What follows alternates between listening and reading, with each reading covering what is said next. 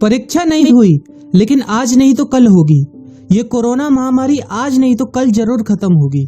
School colleges कभी ना खुलें, ऐसा नहीं होगा।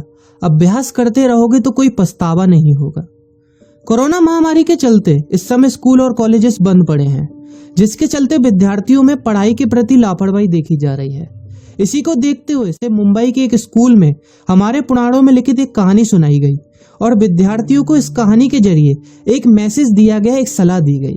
कहानी ये थी कि एक बार भगवान इंद्र किसानों से नाराज हो गए और उन्होंने घोषणा कर दी कि 12 साल तक बारिश नहीं होगी, आप फसलों को नहीं उगा पाएंगे।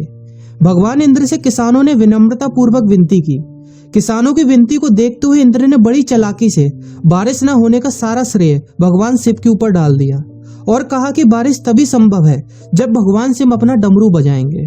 लेकिन इंद्रदेव भगवान शिव के साथ पहले ही गुप्त रूप से चर्चा कर चुके थे और उनसे किसानों के साथ सहमत नहीं होने के लिए भी अनुरोध कर चुके थे। जब किसान भगवान शिव के पास बारिश के लिए विनती करने के लिए गए तो उन्होंने भी कह दिया कि बारिश तभी होगी जब मैं 12 साल बाद अपना डमरू बजाऊंगा। निराश होकर वापस लौटते किसानों ने 12 साल तक इंतजार करने का फैसला किया। लेकिन उनमें से एक किसान वापस लौटकर नियमित रूप से अपना काम कर रहा था, खेती कर रहा था, यहाँ तक कि बीज भी बो रहा था। अन्य किसानों ने यह देखकर उस किसान का मजाक उड़ाना चालू कर दिया। कुछ किसानों ने उससे पूछा भी कि आप अपना समय और ऊर्जा क्यों बर्बाद कर रहे हैं, जबकि आप जानते हैं कि 12 साल तक बारिश नहीं होने वाली। उस किसान ने जवाब दिया कि मुझे पता है कि बारिश के बिना मेरी फसल नहीं आएगी, लेकिन मैं ये सब केवल अभ्यास के रूप में कर रहा हूँ। 12 साल बाद मैं फसलों को उगाने और खेतों में काम करने की प्रतिक्रिया को भूल जाऊंगा। शरीर की काम करने की आदत छूट जाएगी और शरीर आलस का शिकार हो जाएगा। इसलिए मैं अभ्यास करता रहता हूँ कि जब 12 साल बाद बारिश होगी तो मुझे काम करने में मुश्किल नहीं होगी। जब इस किसान की यह बात पार्वती जी को पता चली तो उन्होंने भी चिंतित होकर शिव जी से कहा, आप भी 12 साल बाद डमरू बजाना भूल सकते हैं। यह सुनकर भगवान शिव भी चिंतित हो गए, इसलिए कहीं वो डमरू बजाना भूल तो नहीं गए, इसकी जांच करने की सोची और अपना डमरू उठाकर बजाने की कोशिश करने लगे। कोशिश करते हुए जैसे ही डमरू से आवाज आई वैसी बारिश होने लगी और जो किसान नियमित रूप से अपना काम कर रहा था उस किसान का खेत फसलों से हरा भरा हो गया। लेकिन बाकी सभी बारिश का इंतजार करते किसानों को पछतावा हुआ, क्योंकि उन्होंने अभ्यास करना भी छोड़ दिया था।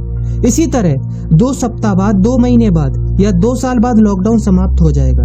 कोरोना महामारी भी खत्म हो जाएगी। इसे घूरने या इस महामारी के खत्म होने तक का इंतजार करने से बेहतर है कि आप जिस कक्षा में हैं या जिस अगली कक्षा में जाने वाले हैं उसका अध्ययन करें। पुस्तकों का अध्ययन करके अपने कौशल को तेज करें।